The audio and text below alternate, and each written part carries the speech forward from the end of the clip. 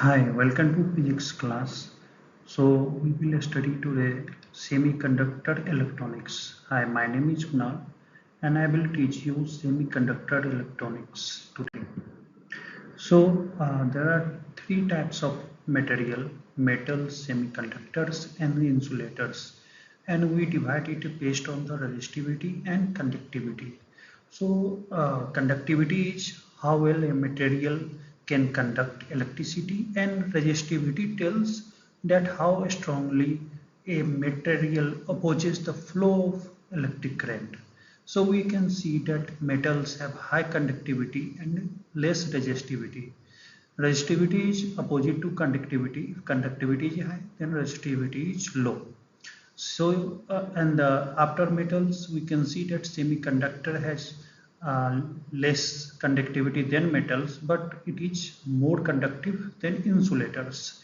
And obviously insulators are not conductive, so its conductivity is very less, and we can see that its conductivity is 10 to power minus 19 to 10 to power minus 11 Simon per meter. And while resistivity is high, because resistivity is how it opposes the flow of electric current. Next, we try to learn the basic of energy band. So before we go to band, we first see that in a structure of the atom, we can see in the diagram that atom has a nucleus of protons, which is positive charges, neutrons, which is neutral, no charges, and electrons. Electron revolves around the nucleus in a discrete energy level. Now this energy level is called cells. So this diagram gives clear view of moving of electron valence shell. So electron moves around the nucleus in a path which is called cells. Now the outermost shell in which electrons is present is called valence shell. You can see in the diagram also. And the energy level in the valence shell are called valence band. So electrons in the valence band are called valence electron. If these electrons get enough energy, then it jump to higher energy level, which is called conduction band. And in conduction band, electrons move freely. Normally in valence band, electrons doesn't move freely. So this is the basic of electric current flows. In this diagram, I have taken example of hydrogen, and you can see that two atoms of hydrogen combine together and they form hydrogen molecule. So if we see the configuration of hydrogen atom, it can be written as 1s1, that is one in the s orbit it has one electron. So two hydrogen atom combine together and they form covalent bond. Such type of bonding is called covalent bonding. Similarly, in the same way, silicon has same fashion. Silicon has 4 valence electron. How we see the 4 valence electron? Just first we write the configuration of silicon atoms. You can see that last third orbit is 3s2 and 3p2. So 3s2 and 3p2 has 4 valence electron, and to form a octet it needs 8 electrons, so it requires 4 electrons. So from where it get 4 electrons? From its neighbor atom. So you can see that silicon has 4 valence electron, and another silicon has also 4 valence electron, so they combine together and they form 4 covalent bond. So in this way they form octet and go to in stable state. Now, energy band basics. Normally, what happens in solid? Million of atoms are packed and they are very close together. And as they are very close, so their energy level also overlaps. So the overlapping forms energy bands. There are two types of energy band. One is valence band and one is conduction band. And you can see in the diagram, valence band is denoted by EV, energy of the valence band, and conduction band denoted by EC. Electrons remain in the valence band until and unless it gets excited by either temperature or heat. and the conduction band is empty initially. So once uh, and the difference between these two bands is called energy band gap, which is denoted by Eg in this case. So Ec is energy of conduction band, Ev is energy of valence band. Electron exists in the valence band initially, and conduction band is empty. But question is, why band gap matters? Band gap defines the conductivity of material. You can see in the metal there is no band gap. So band gap Eg is 0 for the case of the metal. Same in the semiconductor, band gap is very less. That's why once if there is any heating effect or there is electric field effect, we will see later on this course. The electron gets excited and move to conduction band from valence band, because semiconductor has a small band gap and insulator has large band gap. So normally insulator doesn't conduct. So we can divide again based on the band gap. The material which has a large band gap is called as insulators. You can see in the diagram, and material which has lesser band gap, it is called semiconductor, and if there is no band gap, then it is conductor. So if there is a small band gap, then it is easy to conduct, and if there is no band gap, then it's always conduct, that is conductors like metals. If there is large band gap, so it is very poor conductor, or normally less no doesn't conduct. So these type of materials are called insulators. So what is the semiconductor? So semiconductor is material which lie between the conductor and insulators. Example, silicon, germanium, gallium arsenide. Although in this particular course we will stick to silicon and germanium. Now semiconductor has different behavior at different temperature. We will see how it behaves differently, and the behavior of semiconductor can be controlled by temperature, doping. What is doping? We will see later on in electric field. So now question arises, if there is a metal already present, why do we need semiconductor? That is question is, what is the problem with the metals? So normally metal have zero band gap. So problem is that we cannot control the conductivity of metals. It always conduct because there is no band gap. So we cannot use in the switch or logic gates bit for the metals. So another problem is that metal circuit has power loss due to heat at high current, so it makes normally we doesn't use metals for to make the switches. Next is, why semiconductor use? So now the semiconductor can act both as an insulator as a conductor.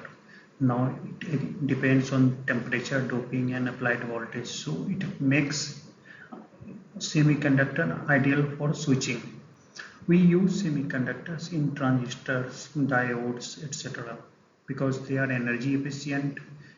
Easily they can integrate on chips, which we call integrated chips, IC materials. But metal cannot be integrated on the chips. Now, as I told that we will study silicon and germanium for this in this chapter, and normally silicon and germanium are widely used for the semiconductor. Question is same: why only silicon and germanium? Why not gallium arsenide or other materials?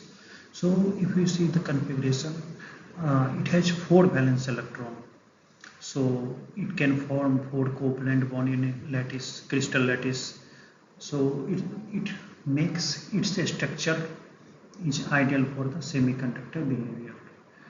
Another major reason is its availability. Silicon is the second most abundant material on the earth after oxygen. So it makes silicon cheaper and available also. Although germanium is expensive, but it has also some other property we will see. Next is thermal properties. So silicon has better stability than germanium. That's why silicon is more widely used than germanium in the semiconductor. Normally silicon and germanium is used, and again silicon is more used because of thermal properties, availability. It has high melting point. That is, it can resist high temperature. That is around 1414 degrees Celsius for silicon and 938 degrees Celsius for germanium. And ease of doping, normally silicon and germanium can easily be doped, and we can make different type of semiconductors. We call it extrinsic semiconductor. I will teach you later in this topic. And band gap is obviously major region for the semiconductors. For the silicon it is 1.1 electron volt, and for the germanium it is 0.66 electron volt.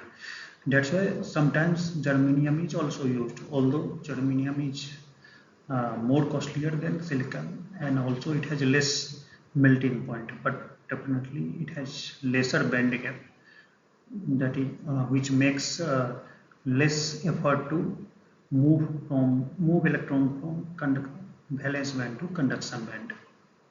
That's why sometimes germanium is used over the silicon, but silicon and germanium are widely used. Now, types of semiconductor. Based on the level of purity, semiconductor has two types: intrinsic and extrinsic. Intrinsic, that is pure semiconductor, pure silicon. Now we can see the configuration also. Silicon has 14 atomic number, and it can be divided into 1s2, 2s2, 2p6, 3s2 and 3p2. That is 4 valence electron is present. An extrinsic semiconductor, that is impure. Now the question is, why do we need the impure semiconductor? Because if we add impurity, then its conductivity increases, and obviously we use material for conducting because we don't use metal. So if we use semiconductor, then it must be more conductive, and not just like metal, but somewhat it is similar to metal. So if you add impurity, then its conductivity increases. So again, extrinsic semiconductor has two types, N-type and P-type. As the name says, that N-type, that is negative, that is extra electron, and P-type is positive, that is more holes. What is electron and hole? Electron and holes. Just after this slide, we will see what is electron and what is holes. If this slide shows you that how free electrons move within the structure, lattice structure, you can see how the electron moves, free electron moves. So there are two types of charge carrier in the semiconductor, electron and hole. Now, how the holes is created? We all know that in the valence band electron is present. So as the temperature increases, electrons gain thermal energy. Now what happens? The covalent bond breaks as the electron gets more thermal energy. Now once the covalent bond breaks, it makes electron easier to move from the valence band to conduction band. You can see from the diagram that once we increase the temperature, the electron moves from valence band to conduction band. Now obviously when the electron moves, it leaves empty space. That particular empty space is holes.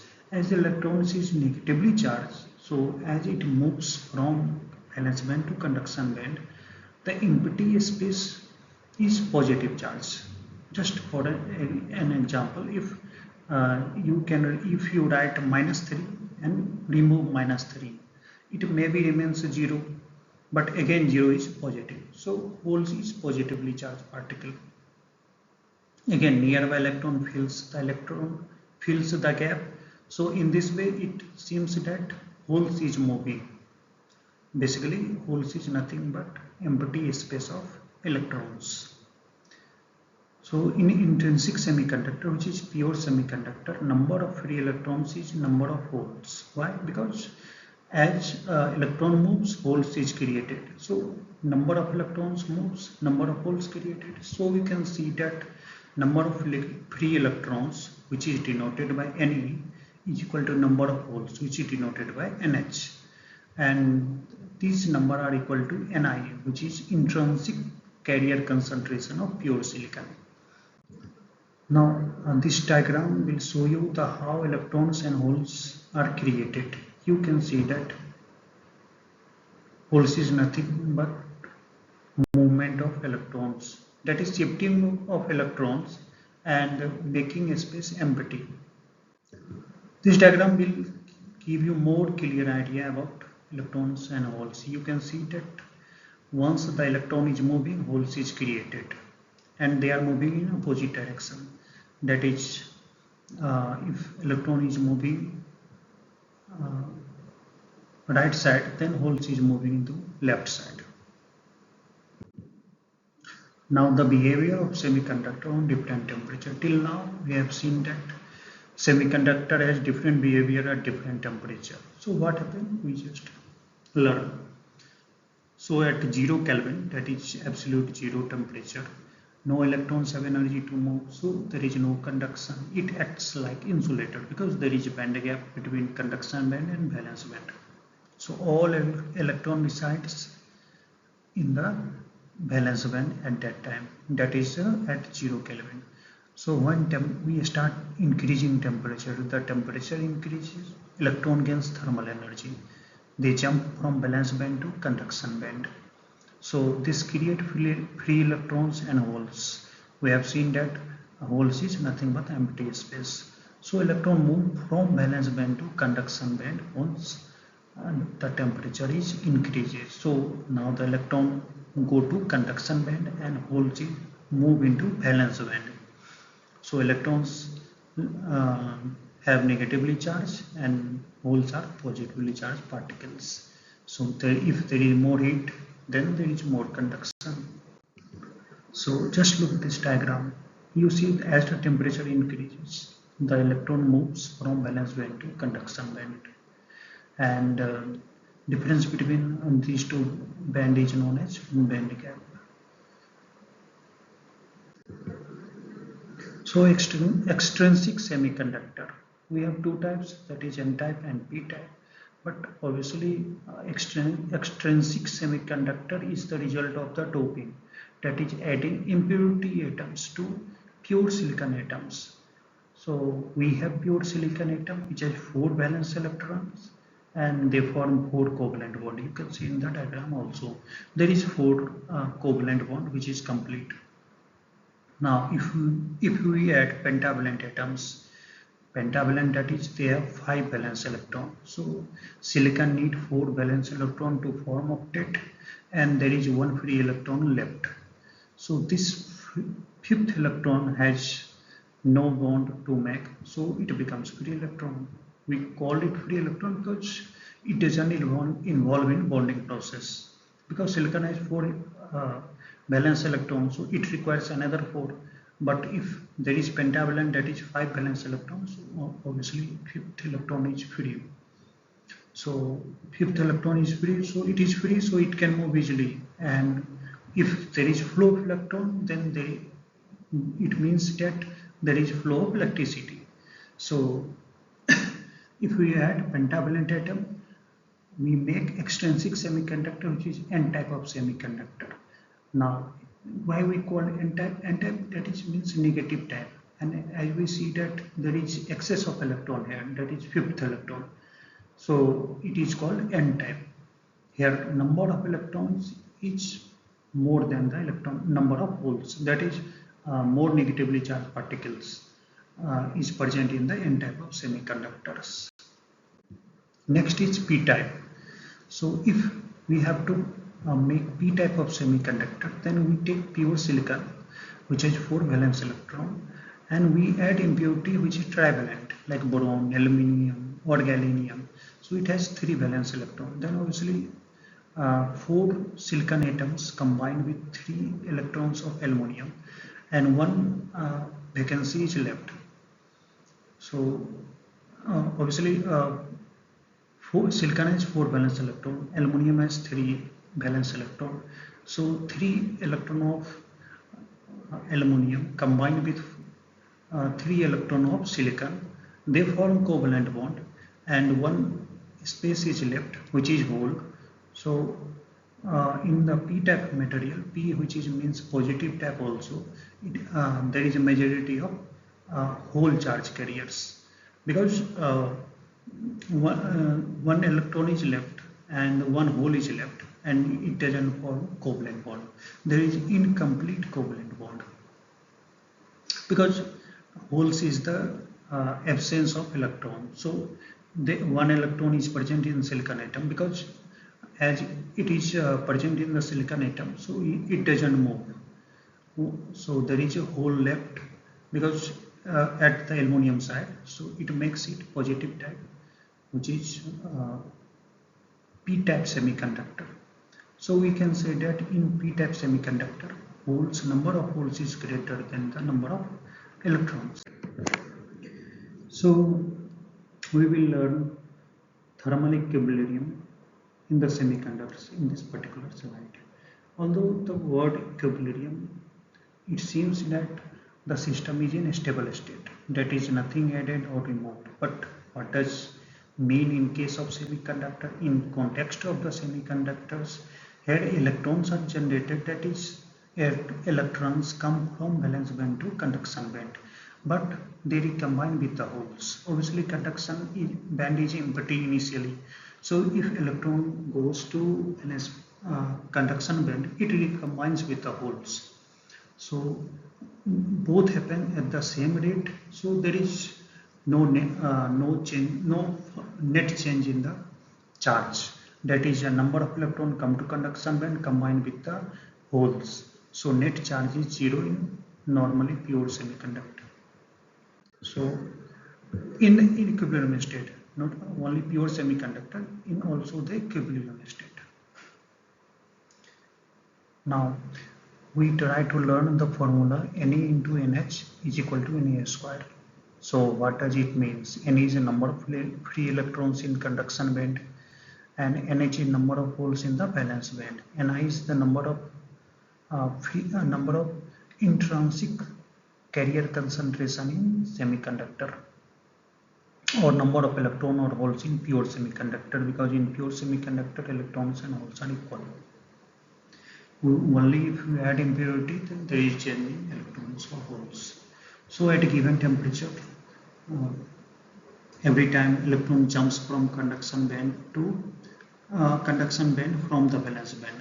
So if electron moves from valence band to conduction band, there is empty space in valence band, so there is hole in the valence band. So we can say that Na equal to NH equal to Ni, that is number of electrons is equal to number of holes is equal to number of intrinsic carrier concentration, that is electron and holes of pure semiconductor. So if you multiply Na into NH, that is Ni into Ni, it gives Ni square. So if in case of pure semiconductor, Na into NH is equal to Ni square, because in case of pure semiconductor, Na is equal to NH. But what happens if you add doping? Because obviously doping means adding either holes or either electrons. So if in case of n-type, more electrons are added, that is number of electrons increases, but in the similar way number of holes decreases, because more number of electrons, it recombine with the holes and decreases the number of holes. In the same way, p-types, number of holes increases but number of electrons decreases. So finally the formula remains the same, that is number of electrons multiplied with the number of holes, it gives Ni square, that is carrier concentration of pure semiconductor. So final formula is Ne into Nh is equal to Ni square. It is also called mass law of action in the semiconductor. So thank you for listening and thanks for watching. So if there is any question, you can put the question and we will learn again. So thank you once again. Thank you.